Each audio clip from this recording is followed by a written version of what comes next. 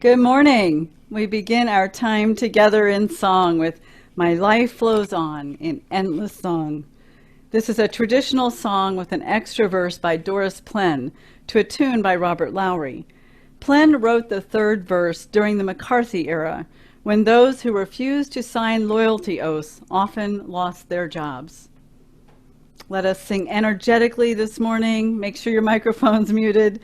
And let's welcome in this new day we've received, this beautiful new day. Such a gift.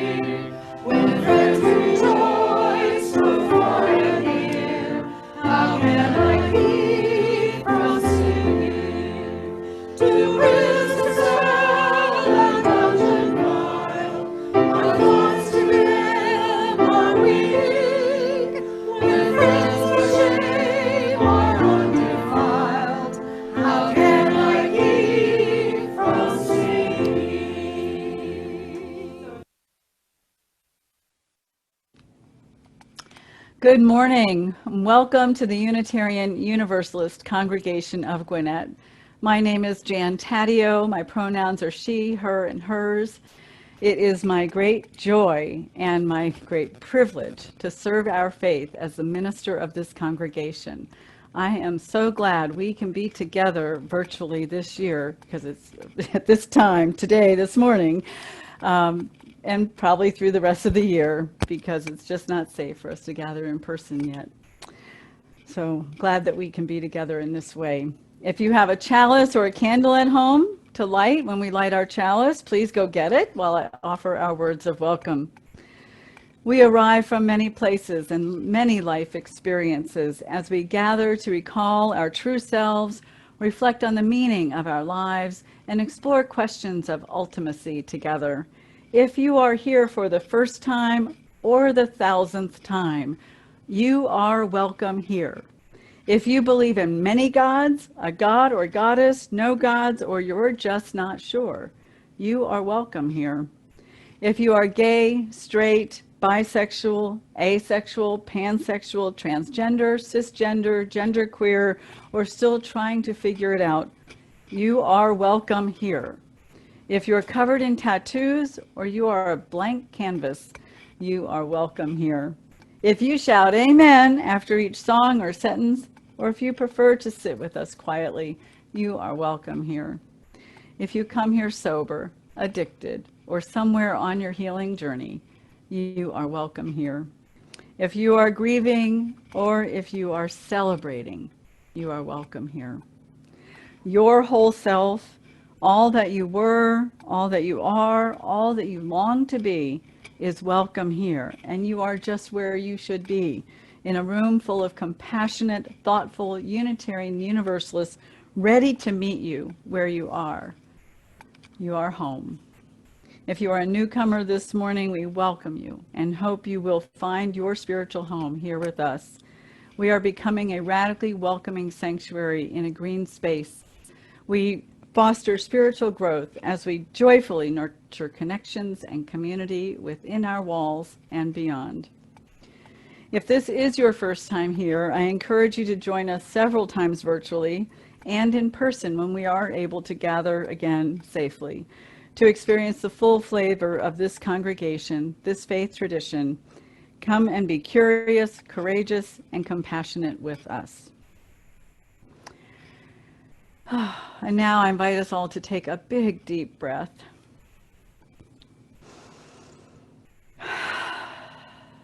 And take another. And allow every molecule of your being to arrive, to be present for this precious, cherished time we have set aside in this busy week to be together here in this space. As sound moves through us and around us and beyond us, let it remind us that we are profoundly, inextricably, deeply connected with one another, with all beings and all life on this planet, and with all the stars in the cosmos.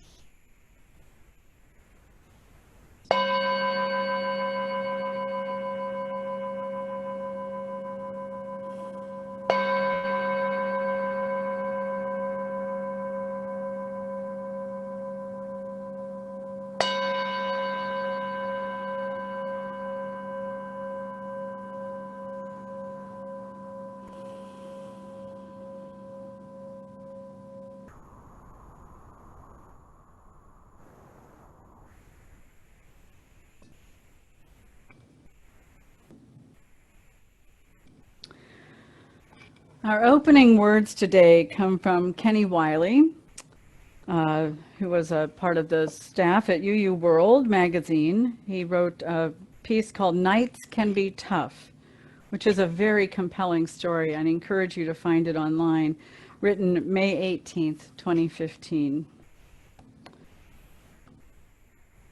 Maya Angelou turned 40 on April 4, 1968. She had planned a big party in Harlem with many of the day's Black intellectual elite among the guests. History had other ideas. Dr. King's assassination sent Angelou into a weeks-long depression. It was fellow writer James Baldwin who helped her dig out of it. Angelou recalls Baldwin's assistance in her book, A Song Flung Up to Heaven, where she writes that laughter and ancestral guidance got her through. And in her, just a quote from her book, there was very little serious conversation. The times were so solemn and the daily news so somber that we snatched mirth from unlikely places and gave servings of it to one another with both hands. I told Jimmy I was so glad to laugh. Jimmy said, "We survived slavery. You know how we survived? We put surviving into our poems and into our songs. We put it into our folk tales. We danced surviving in Congo Square in New Orleans and put it in our pots when we cooked pinto beans. We knew if we wanted to survive, we had better lift our own spirits. So we laughed whenever we got the chance." Now go get your chalice or your candle or the chalice that's in your candle and join me in lighting our chalice this morning with these words from Paul Sprecher. We light this chalice in memory of the courage of those who have struggled for freedom, the persistence of those who've struggled for justice, and the love of those who've built beloved communities to carry on the light of hope. And now let us sing together again an African American song, There Is More Love Somewhere. This tune is named for Stephen Bantu Biko, a Black South African activist and founder of the South African Students Organization. Threatened by the spread of Black consciousness, the government arrested Biko under the Terrorism Act. He was beaten for 22 hours of interrogation and did not survive. In his honor, let us sing wholeheartedly, "There is more love somewhere."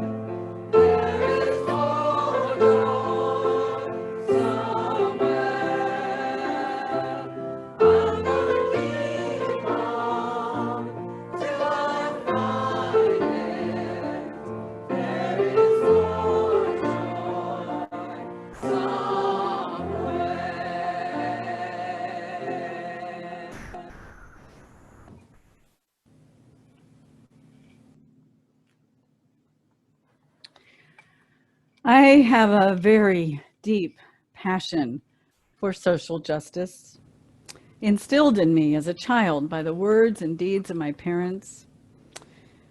I cherish that.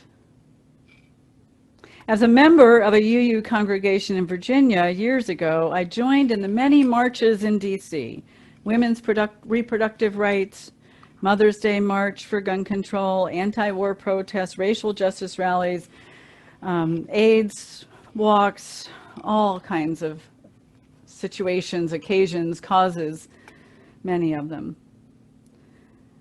I came to know and admire people in my congregation and in our circles, our UU circles, who dedicated their time, energy, talents, and treasures primarily to one issue that became their raison d'etre, their reason for being. I envied their fire and their commitment to affect change. But I couldn't choose. Every issue seemed equally important and deeply connected, and I could never find one that I wanted to just dive into and commit my life to. As a youth minister and during my ministerial formation, I came to realize my role as a minister is to educate, advocate, and show up. I support ways for people to learn about the issues, and I keep learning as well. And I find those issues and help people to find those issues that fire them up. Encourage people who have dedicated and are dedicating their lives to one or more causes, and to show up when and where I can make a difference. Those places where a minister's voice or presence can amplify the work so many engage in to affect change. In this service, you will hear from three people, among many in our congregation, who have committed their time, energy, resources, and deep compassion in persevering for justice. Barbara, JoAnn, and Steve are examples of the fire of commitment that move our communities and our country towards becoming more just and loving places for all to thrive. Early in my UU journey, while at the Unitarian Universalist Fellowship of Clemson, I became very involved, as one is wont to do when joining a UU church. I attended a district meeting. One of the most important discussions and decisions at that district meeting was the name change from the Thomas Jefferson District to something else. I sat with Tom Turnipseed and Leon Spencer that weekend, who are inspirations to me to this day. Tom Turnipseed was a South Carolina lawyer. He was willing, a white man, to honestly describe his past, rallying for and supporting George Wallace. Once he converted to being a reformed racist, his term, he was all in for anti-racism work. Leon Spencer is a passionate Black man of faith and letters. He most recently was one of the folks who acted as joint presidents of the UUA after Peter Morales resigned. I remember him then speaking eloquently with passion, pain, and need for changing the name of the district. During that district meeting, I learned the stories of the UU Thomas Jefferson Ball, just as bad as it sounds.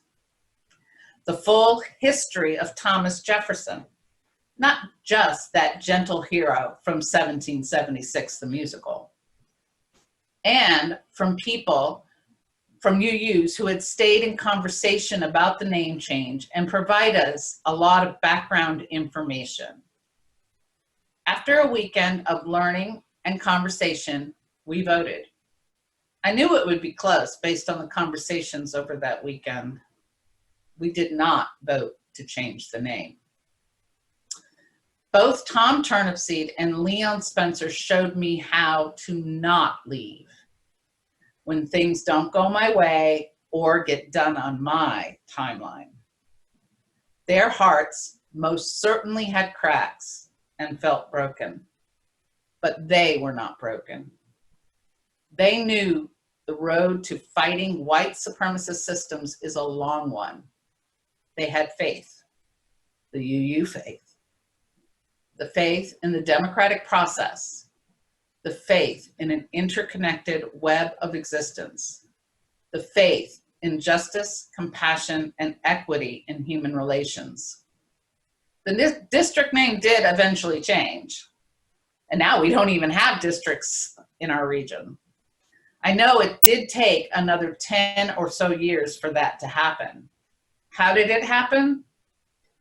It was the dedication of local UUs who kept learning, who were inspired by leaders, who stayed in dialogue to get this name change to happen, who persevered when their fellow UUs didn't see things the same way, and who continue the faith-building work to this day by reclaiming UUs who did leave. We are also a forgiving faith.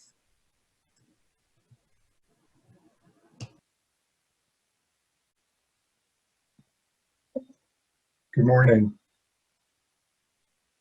When you have read this letter for the men in Stewart Detention Center during the COVID-19 pandemic, May 2020,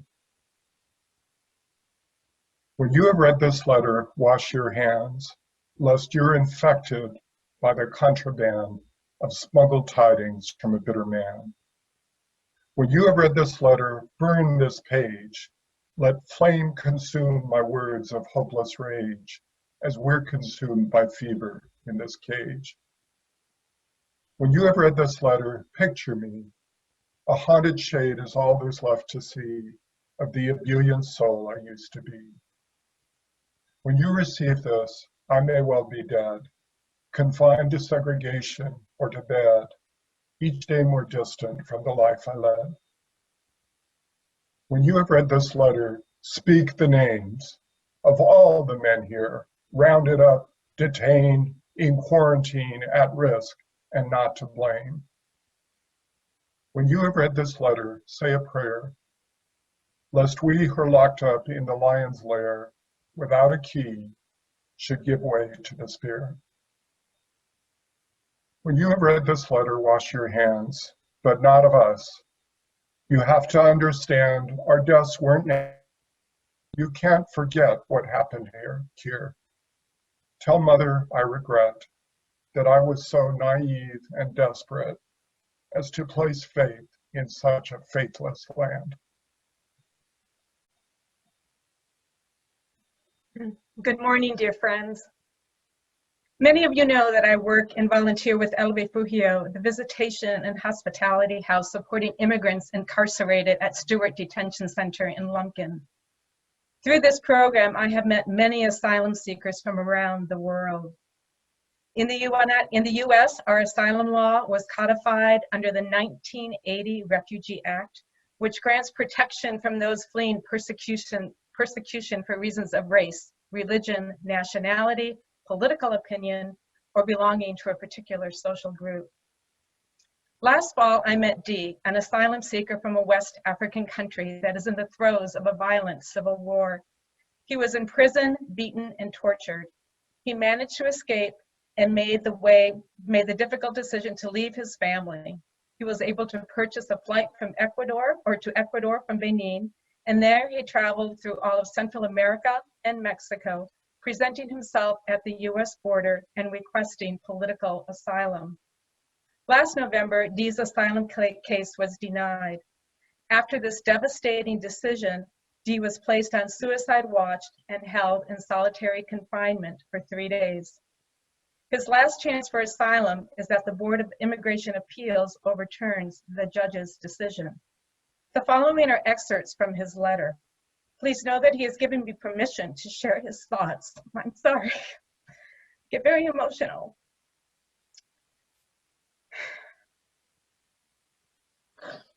Though not his identity.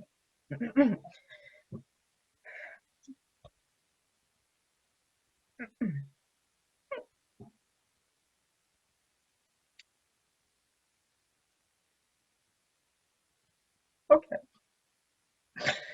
I'm sorry. I didn't think I would get this emotional. Here we go. December 11th. Dear JoAnn, I feel depressed and skeptical about my situation right now because most appeal decisions don't always turn out well. I'm hopeless and frustrated. The judge's decision was based on grounds that the torture and persecution that I experienced did not reach the level that can guarantee protection. Notwithstanding, I have been praying to God that if I've been handed over to my government and imprisonment, that he should call me home faster. I think this is not the place for me. This country and my country don't want me.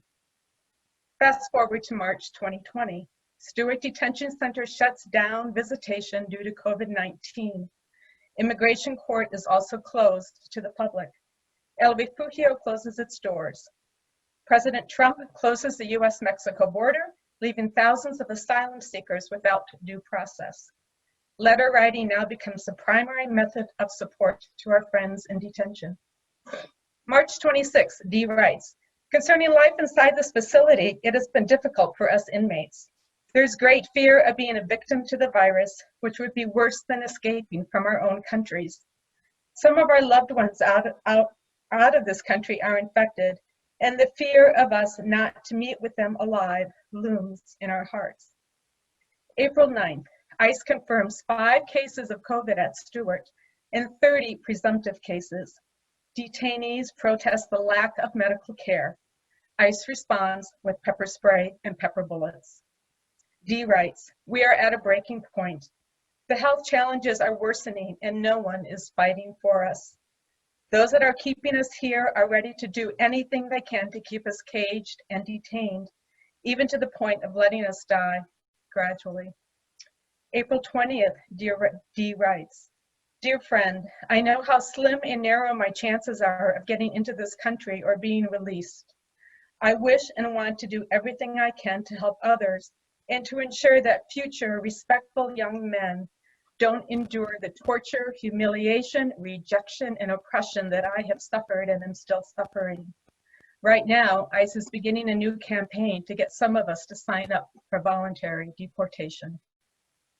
May 20th, D writes, "It's no more a secret that the virus is present and many detainees are infected. Some pods have been quarantined, but they are infected. Not much has been done apart from the distribution of masks to stop the spread of the virus. ICE officers don't even show up at the facility, but rather communicate through phone or mail." May 24th, ICE confirms the first death at Stewart due to COVID, a 34-year-old from Guatemala. He leaves behind a wife and 3 children. June 26th, D writes, "I'm experiencing a growing pain in my waist. It won't allow me to stand or sit. I am forced to be in my bed and lay on my back. I was given ibuprofen per usual." My birthday passed on the 20th of June. I thank God for helping me see another segment of life. This happens to be my 2nd birthday in detention. On that day, I reflect on pains, suffering in the past year, and how I strive. I have always dreamed to be a pinnacle of humility and to always be different in every situation. That is, to be better so that I can make or inspire my friends, my loved ones, and my family and community to be better in all of their endeavors. July 9th, D writes, "The quality and quantity of food is as bad and getting worse. Many pods and units are quarantined. Personal hygiene is only important on inspection days. We have masks, but they're not regularly changed. Several old Corps civic officers we used to see around don't show up anymore. The majority of new officers are younger. Our mail is now being opened in the mailroom in our absence, violating our right to privacy. Really, I would not have taken this journey to come here if I knew I would be treated like this or handed back to the people I was escaping from. The reality that I am living now, I could not have imagined in the remotest in my country. I pray that God helps many others not to take my footsteps. If I did not die in the jungle or the high sea or this cage of despair, then there is something greater than myself. I am God's mustard seed. God has been and still is using people like you and El Refugio to water me in the middle of this desert. Thank you." July 15th, the Department of Homeland Security issues a proposed rulemaking attempting to limit asylum for the most vulnerable, including those fleeing gender-based violence. July 25th, D writes, "The situation with the virus does not get better. Many inmates are infected and pods are quarantined. It's been more than 2 weeks since our masks were changed. To get the proper hygiene products like soap, we have to buy them ourselves from the commissary. It is no longer strange for an inmate to test positive." Yesterday, I had a great conversation with some inmates from Africa and why we must see our coming to America as a chance to get the education that we were deprived of when we go back to our own country. We want to prevent others from facing the ordeals that we are facing today by fighting to cut off the roots of injustice in Africa. We can't allow ourselves to drown in injustice and oppression. The books you send me strengthen me and widen my vision. He ends his last letter that I have received to date. "I hope to hear from you soon. I keep enjoying your books, traveling through nations and times and minds in my bunk. May God bless you and your family." August 10th, the 2nd death of COVID-19 occurs at Stewart. A 70-year-old man from Costa Rica. Also on this date, the Department of Homeland Security publishes another notice of proposed rulemaking labeling asylum seekers as a threat to public health. August 14th. To date, 154 detainees have tested positive for COVID-19 at Stewart and 55 Corps Civic employees. It's been 2 weeks now since I've heard from Dee. I worry, I think about him, I pray for him every day.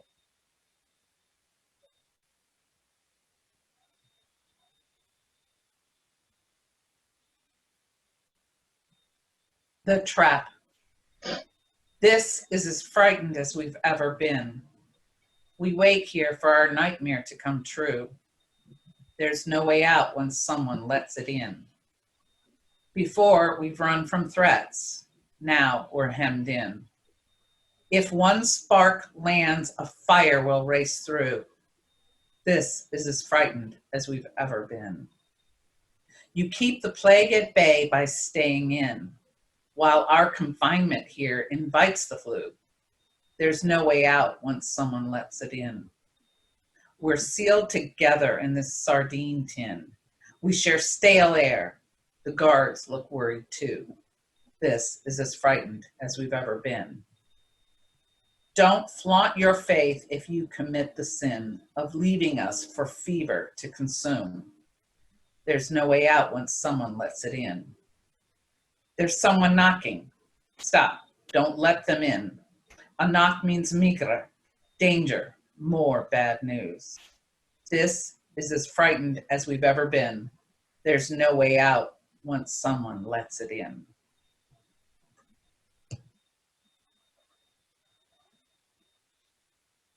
Keeping hope alive in dark times. Today I want to talk about how to keep hope alive in dark times. I just read a great book on this topic by Eddie Glaude Jr. called Begin Again, James Baldwin's America and Its Urgent Lessons for Our Own. I'd highly recommend it. Glaude looks at how the African-American writer and activist James Baldwin reacted to a dark period and asks what lessons we can learn from him to apply to the age of Trump. The traditional narrative of American history is one of steady progress interrupted by brief setbacks. Glaude argues that African Americans have actually experienced the opposite, brief periods of progress interrupted by long interludes of backlash and oppression. Each time we have come close to confronting our legacy of racism, we have turned away and doubled down on the lie of white innocence. Emancipation and Reconstruction were followed by redemption and Jim Crow. The Civil Rights Movement was followed by MLK's assassination and the law and order dog whistling of Nixon and Reagan. And Obama's presidency was followed by the ultimate slap in the face, a successor whose election was made possible by a massive white backlash against our first Black president. Baldwin was plunged into a deep depression when MLK was killed and whites turned their back on the Civil Rights Movement. Baldwin could not forgive white Americans for betraying the sacrifices of young Black activists who had been beaten, jailed, and killed to achieve a more perfect union. Frederick Douglass struggled to stay hopeful when he saw his dream briefly materialize at the end of the Civil War, only to be drowned in a bloodbath. Douglass lived long enough to see the racist Southern white elites who had lost the war win the peace and reimpose slavery by another name. John Lewis had to come to terms with the realization that, despite repeatedly risking his life to build the beloved community, most white Americans preferred to keep their communities gated and their heads in the sand. During the 250-year reign of slavery, African Americans had no rational basis for hope. They had no reason to believe that their children or grandchildren would ever be anything other than hewers of wood and drawers of water. And yet somehow they did not despair. If they did not give up, we surely have no excuse for doing so. How did they keep going? There isn't a single magic bullet. They used multiple strategies. We can too.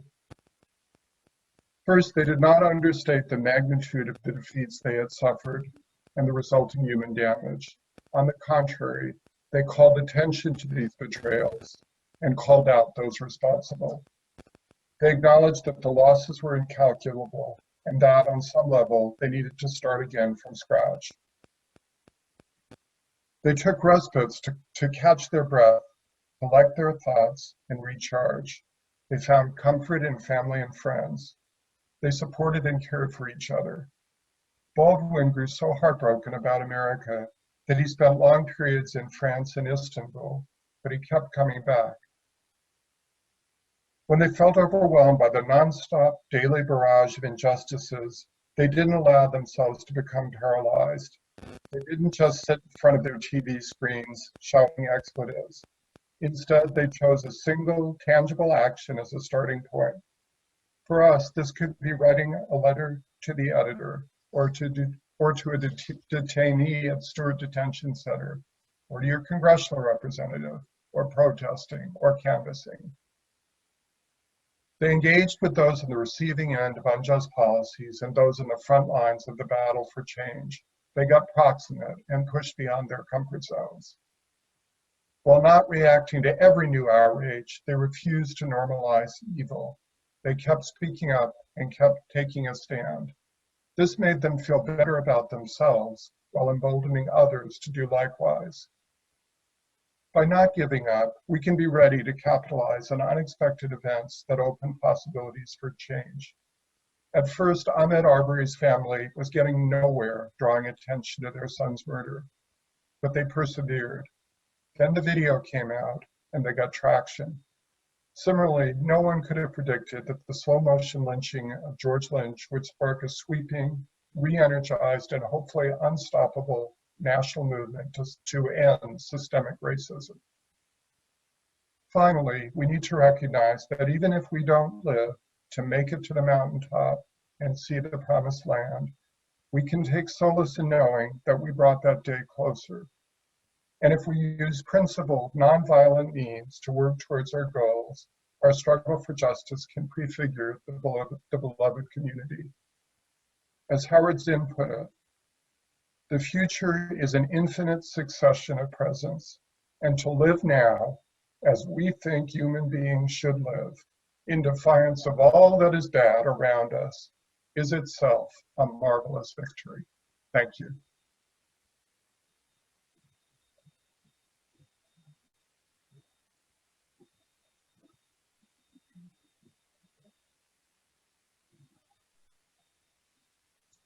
The breaking point. We're at our breaking point. We've had our fill. No social distance here, packed to the gills. We breathe the same stale air, the same sour smells. Like ice, the fever toys with us. It chills. Then burns, then throttles us. We try to fill our lungs, but they are shut down. Our guts rebel. Yet still, the medics tell us that we're not ill. They treat all maladies with the same pill. The guards have shown that they're prepared to quell our demonstrations. They let loose at will with gas and pellets. When we've had our fill, they send us back to our segregation cells. We swelter in this place, packed to the gills. The fever cycles through, it roams at will. Our pulses race, we're racked with coughing spells. Our heads pulsate, we take the useless pill. We're paralyzed by fear, our thoughts go still. We're at our breaking point.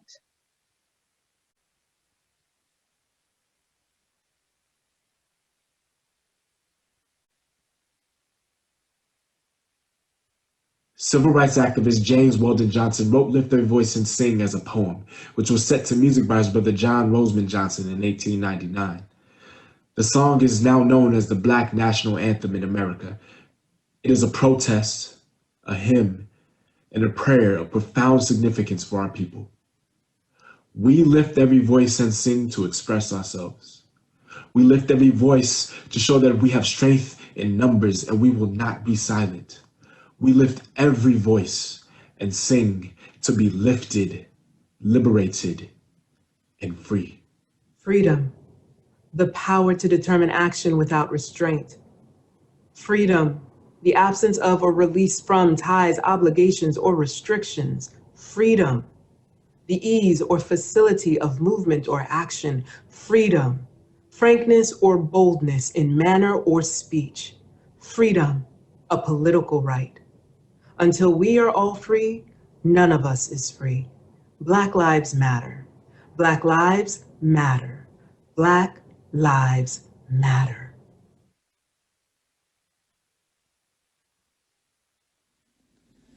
Lift every voice and sing till earth and heaven ring. Ring with the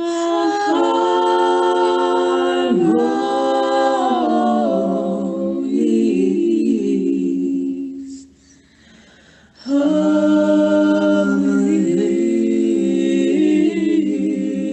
liberty. Let our rejoicing rise high as the listening skies. Let it resound loud as the rolling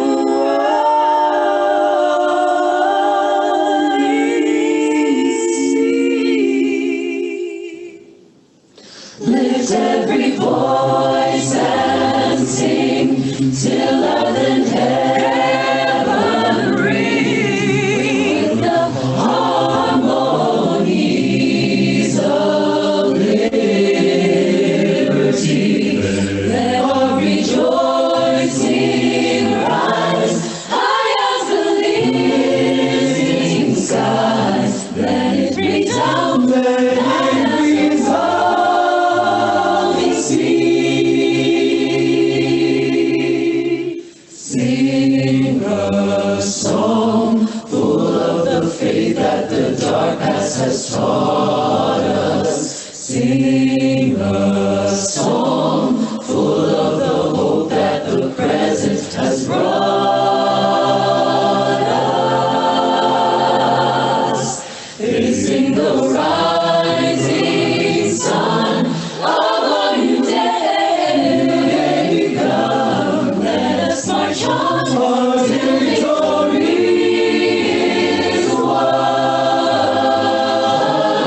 Stony the road we trod, bitter the chancing rod. Those in the days when hope unborn had died, yet with a steady beat, have not our weary feet come to the place, come to our Father's side. We have come over a way that with tears has been watered. We have come treading our path through the blood of the slaughtered.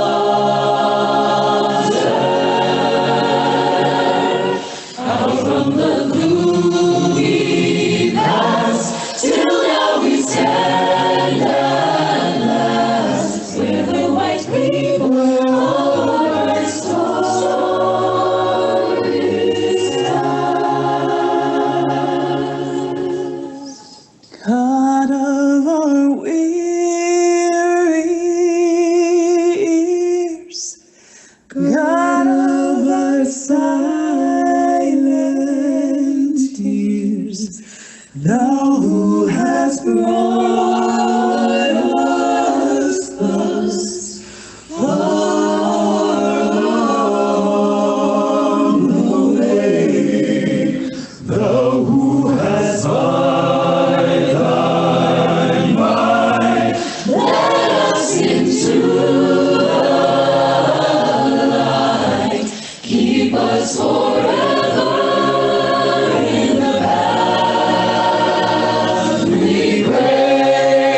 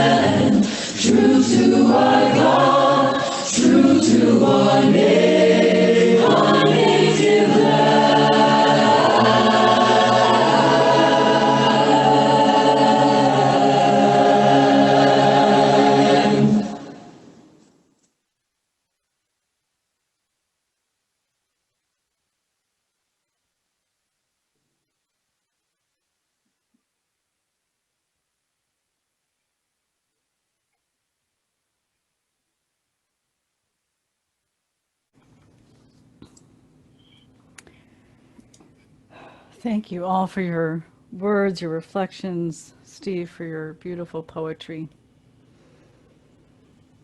Here in this congregation, we strive to create a model of the beloved community.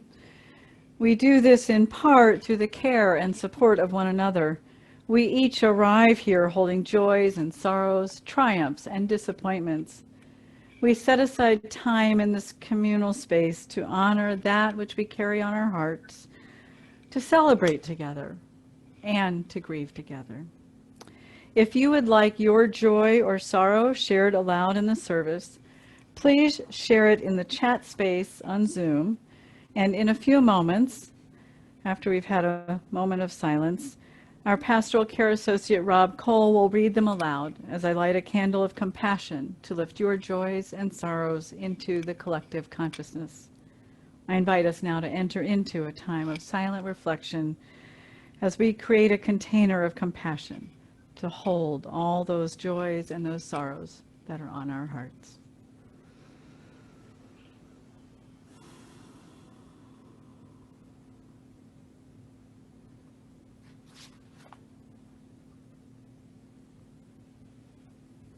Into this container we offer that which is most on our hearts to share with this beloved and supportive community.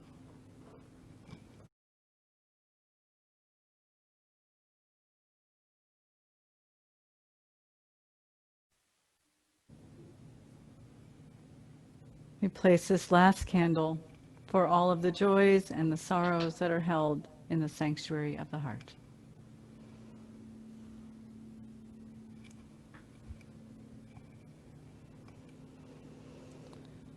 May we hold one another with compassion and loving kindness.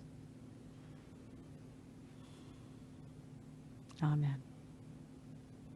Let us respond with the song Find a Stillness by Carl Seberg.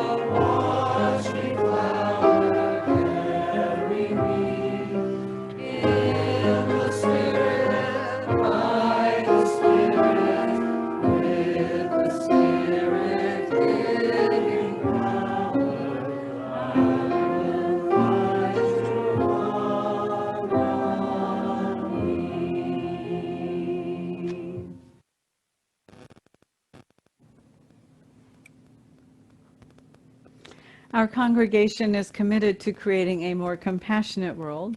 To this end, each quarter we split our plate collection with an organization selected by our Give Away the Plate committee. Our third quarter plate recipient is El Refugio, which you've now heard a good bit about. Located in Lumpkin, Georgia, El Refugio provides the Ministry of Hospitality and Visitation, serving immigrants at Stewart Detention Center and their loved ones.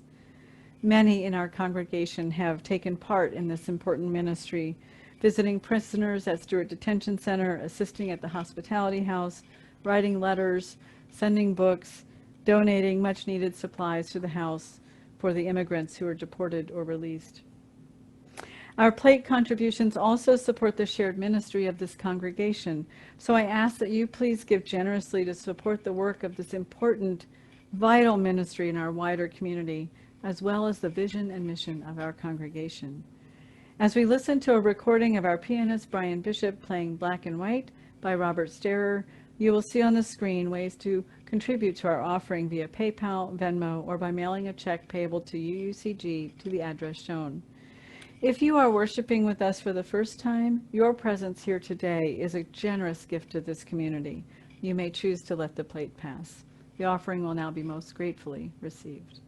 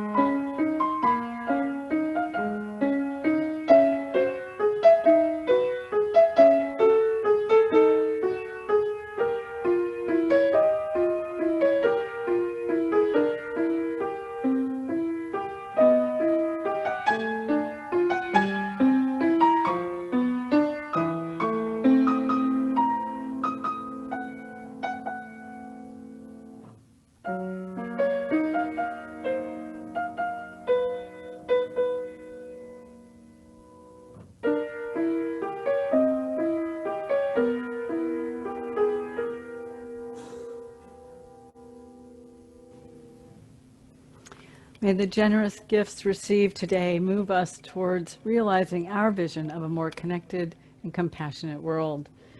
I am grateful for Barbara, JoAnn, Steve, and Rob for their contributions to this service, and to Christiana McQueen for managing the Zoom room, Russ Taddeo for running video and sound. Grateful to Brian Bishop for coming out and letting us record lots of piano music, and to Michael Parker, our choir director, for seeking videos, virtual choir videos that we can use. We're also exploring ways to acquire the technology, the means to acquire the technology that we can start having our choir create some virtual choir videos. So look forward to that sometime this fall. Now is the time for our call to connection. Please seek ways to connect between Sundays. If you are new to our congregation, please do text welcoming to 678-931-8228. You'll receive just a few texts and emails for a few weeks to guide you in getting connected and learning more about our congregation. You can also email info@uucg.org to sign up to request to receive our weekly e-news. It goes out on Fridays. And you can register for events that we are offering through our website. There's a register for events button at the bottom of the homepage. We also have a presence on Facebook, and you can look at our website to see some of the other things that are going on. If you are new to the congregation, we encourage you to come to our UU 101 Visitor Orientation Program today at about 12:30 after the service. We'll also be offering our UU 102 Path to Membership program today, also about 12:30. Those links are on our website on the calendar, so please join us. If you haven't registered, it's okay. We'll be there waiting for you. And if you want to register for next month, it will be on the third Sunday of September. Next Sunday, so I'm going to be on vacation and study leave starting tomorrow and returning on September 4th. My first day back to work will be the 5th. And so we have 2 Sundays in between. Next Sunday, we're all invited to take a field trip to the UU Congregation of Atlanta by Zoom. You don't have to actually drive there. Reverend Taryn Strauss will be preaching on a pandemic test of faith. We will, next Sunday, have a faith development program at 10 o'clock. And the people you heard speak today are working on that program. So it will be a social justice focused faith development program next Sunday at 10 o'clock at UUCG, and then go to worship with UUCA. And you can join them for their coffee hour afterwards. The following Sunday, we're going to get up, you're going to get up early. I'm sorry, I'm going to sleep. To go to the 9:45 worship at Emerson UU. Reverend Deborah Bennett will be preaching on the choice before us.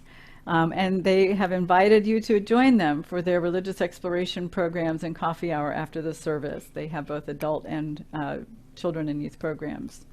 And then, to return the favor for our team having a Sunday off, we're going to give their team a Sunday off and invite them to join us on September 6th, also at 9:45, because they have these after service programs that they expect people to come to. So it's 9:45, 2 Sundays in a row. We can do it. If I can do it on the 6th, I know you can. The links will be on our website.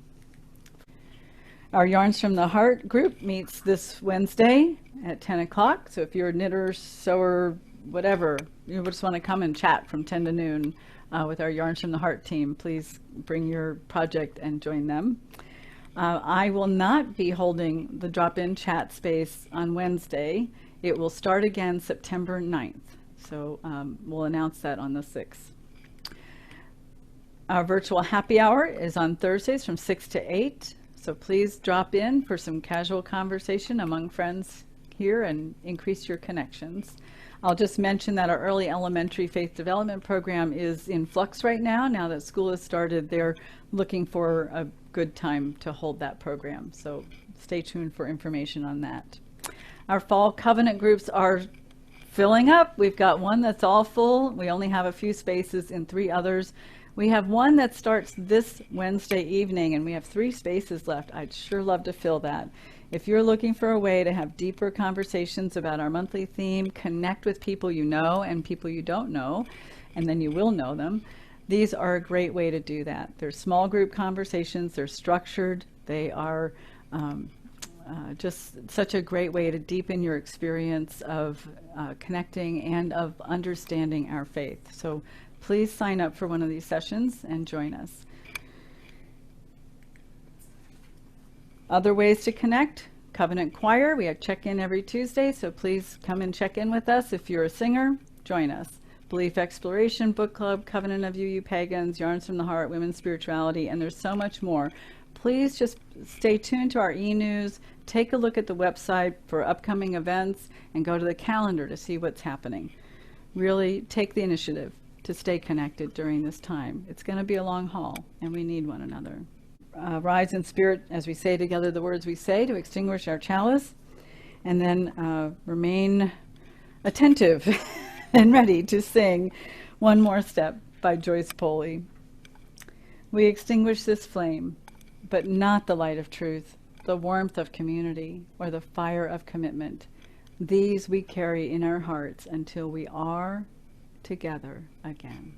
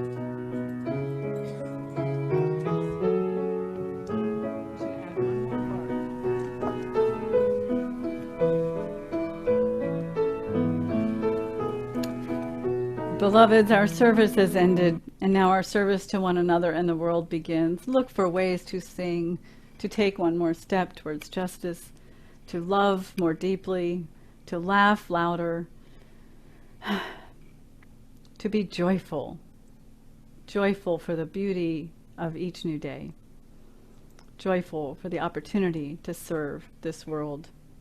Take good care of yourselves. This pandemic is not over by a long shot. Wear your masks, keep your distance, wash your hands, encourage others around you to do the same. We want to be together again.